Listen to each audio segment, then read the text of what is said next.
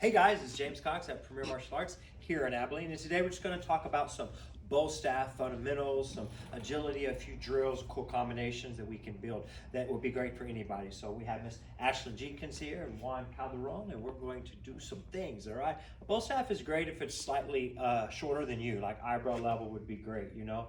The taller it is than you, then you're a little more likely to hit the ground. So you want to get a good lightweight bow staff, and these are more for competition style type things and speed, all right? In handling to begin with, I know that I'm working power strikes where my hand is wider. So what we do is let's put the bow staff out here, and you think of it in thirds. So it's like 3 equal parts. So if I had one hand down, I would have one hand up. And it's held where it's pretty much like as if the space, I have 1, 2, 3 weapons.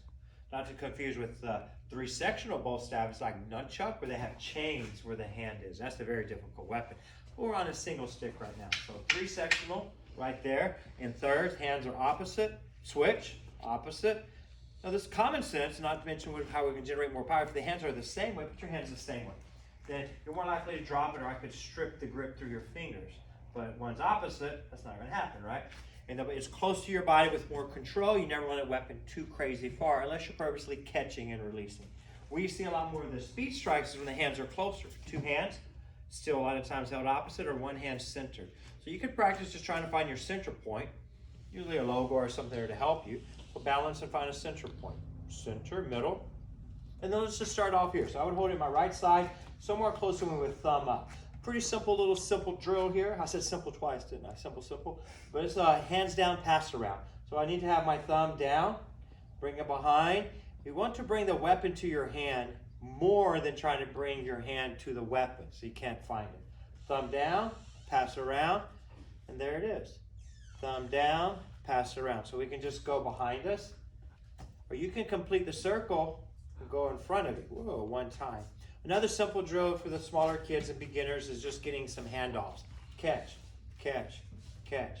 And now you can go together where you hand off, hand down, pass around. Hand off, hand down, pass around. You just get a little bit better at that, all right? Some simple drills there. So let's go into now some like over and under and side strikes. If you hold the weapon up, you want it close to your body, and you have palm side up, this one down, and thirds opposite. Now if you push and pull, as this one is coming down, this one comes over the top. So you want to imagine a strike perhaps on top of the head. So you go over the top and hit. As you push and pull underneath, you're hitting there. So it's over, under. Not that I would hit you, Miss Ashley, but I'm going on top of the head, under the chin. So let's try that on one side of the body. 1, 2, over, under. And you want to get both sides so you have a good coordination. The mat was moving. It's like earthquakes. The mat tried to trip you. There's earthquakes today. It made the floor move. Yeah. Watch your balance. Over, under. 1, 2. Over, under. Easy. Let me see it. Over, under. 1, 2, 1, 2. Yeah. Now if we go side, we'll bring it back out here and do a couple of side, chop strikes. Over and under, opposite. Think of this as a sword or a chop cutting to this side. So you hit. 1. You just want to really simple go to the other side. Now this would hit over my shoulder, and this would hit here. So as this kind of pops under your armpit, you can feel that push-pull power, and this pops over your top of your shoulder. Just don't want to hit yourself, okay? Side. Try some of those. Again.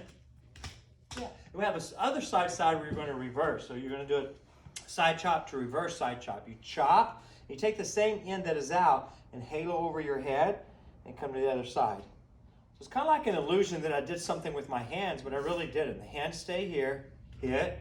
You just point the stick up, hit here. It's underneath both of the high armpit by the back area. 1, 2. So I'd be hitting with the same end of the stick, hit. 1, 2. You guys try that? Yeah. Any of those you now create combinations. So we did like a 4 count. We'll start with the first over, under, side, with the second side, again. Over, under, side, again. Yeah. Or with the reverse side. So you're over, under, side, halo sweep, other side. 1, 2, 3, 4. Yeah? Kind of get that? Some over under, some side side. There's some even more simple techniques here. Blocks and thrusts, hands opposite and thirds. Use your body into a power block low. So it comes in. All the power's at the end of the weapon, kind of like a punch. And then high, and then crossbody. You got to think of what you're doing with your hand, just like when you're punching, and that's with a weapon. So a weapon is what? An extension of your hand. I can chop, or I can chop, you know, right? You can block, right? So let's try a little bit of that simple 3 count. Low, high, cross. Stance and creativity and movement like kata forms and combinations. We'll do an advanced version of some pretty cool stuff later on. Just trying to make this short is where you can use your stance and use your front stances, horse stance, cat stances, spins, and a lot of cool catch and releases. Cool. All right. Let's look at some 8s and spins. We're going to go more sideways and put the hand in the middle. So it's like I'm waving this way. Right hand up. And all of my focus is on this right side. So this end of the weapon is going to hit. So it comes down, hits, and then you roll your palm to you. So now it's facing you. The same end comes down and hit. So like we did with nunchaku, sword, it's basically a big 8 or an X. So from the top down, up, from the top down. But it's only this right tip, this end of the stick, that is hitting. 1, 2. I don't want to move my arm too much, so my arm is a little more straight, and it's very relaxed. So it's very relaxed and loose, and it's all kind of in the wrist. 1, 2. So work your downward 8. You should be good on both sides. Coordination is very important, so you can switch. Single, downward 8 on this side. 1, 2. So again, if I see the combat part of it, Mr. Juan, stand there, I would be hitting you. 1, 2, hit each time. 2-hand figure 8. You got pushing, you got pulling, like martial arts opposite, yin-yang, reciprocal force. I would think about this left tip, this end of the stick, doing the strike. 1, 2. Hands opposite in the middle. Remember, the closer the weapon is here, you could actually hit yourself. So you might use your body, your side movement, side to side. You can transition from one hand downward 8 to the other hand downward 8 to both hand downward 8. Yeah, let's go to the right side forward like a horse stance. Couple of real quick ones. Think of a thrust like spear fishing, all right? You're going to stab. Hands are opposite in thirds, close to your body. I would straighten my left elbow, and I'm going to use my ground on my horse stance and stick right here. At the end of the strike, you don't want the weapon all wobbly and out of control. Weapon control, right? So you could go high, imagine striking to the forehead. You could go middle, the sternum. You could go low, like the top of the foot. But the power is at the end of the elbow, extend it here, and breathe. Ready to go high, mid, low. Again, go. Good, good.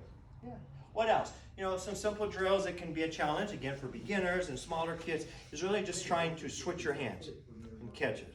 Switch your, switch the hands and catch it. Or switch them and find opposites, You can learn to start rolling over the hand. So you just, here, you're going to help with your thumb, pushing the weapon over the top of the hand. That one can be tricky. Maybe not around antiques or grandmas, right? So just row. Our grandpas. Yeah. So just row. Hi, AJ. Just row. What else do we do? You guys, real quick. I'm thinking of some other things. What else do these guys do at home to practice? All right, let me see that. What else?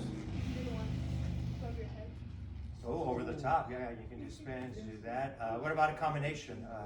You want to show a combination 1? You guys have this together? We didn't rehearse. There's bow 1. Yeah? All right. Feet together, set. Bow, set, and begin. Yeah! Strong.